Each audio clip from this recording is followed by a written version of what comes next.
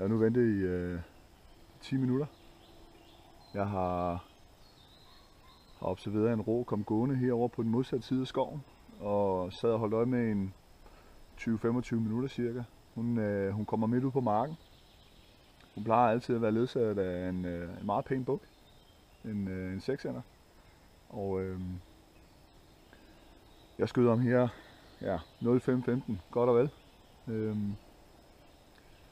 Der sker det, at roen hun kommer ud på modsat side, som sagt, og går ind herover på min højre side. Og jeg hører et dyr smælde lige herude på den anden side, som jeg er sikker på er nummer 2 buk, som går herude. Der er 2 store seksender. Det er meget, meget unormalt, eller ikke meget, meget unormalt, men det er unormalt, at man ser 2 pæne store bukke, lige store bukke, gå på samme revir. Ham her har jeg set gå sammen med hende roen her rimelig tit. Men der sker det, at roen hun stopper op herude og har stået uden 20-25 minutter. Hun går ind i skovbrynet igen. Efter dyret herover har smældet eller har broget herover, kommer bukken farende ud. Han kommer rimelig godt tempo. Jeg fløjter på ham en gang, og det nytter ikke noget, så jeg pifter lige en gang, og så får jeg ham til at stoppe op. Jeg når ikke engang at anlægge høreværn eller noget som helst, det hele det går så stærkt.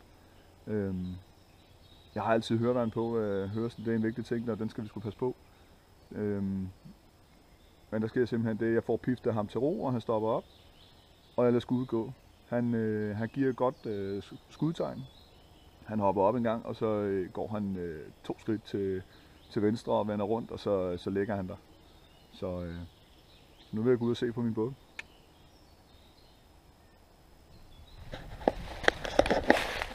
Jeg er nu lige trådt ud af skovbrynet, og han skulle meget gerne ligge i den retning lige her, lidt længere fremme her.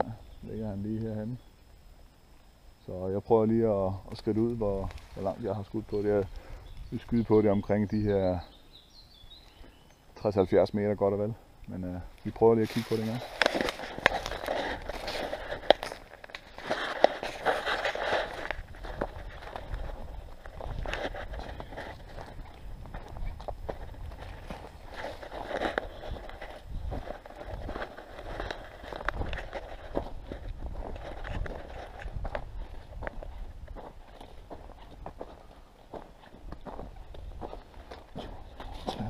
...34, 35, 36, 37, 30, 39, 40, 41, 42, 43, 44, 46, 47, 48, 49, 51, 52, 53, 54, 56, 57, 58, 59.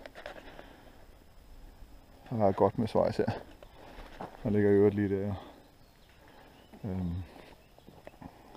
Rigtig, rigtig godt skud.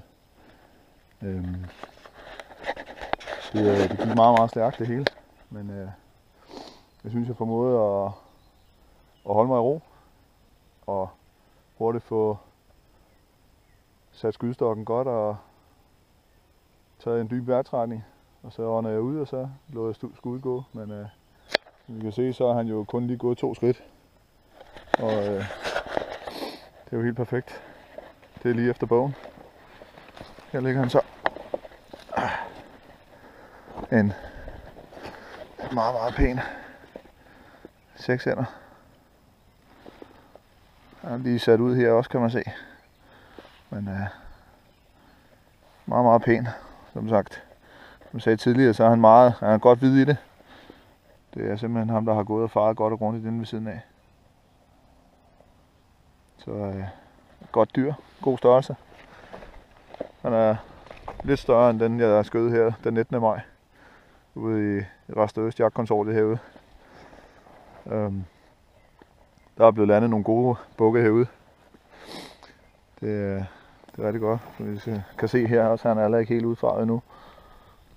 Så, men godt skud. Rigtig, rigtig godt skud.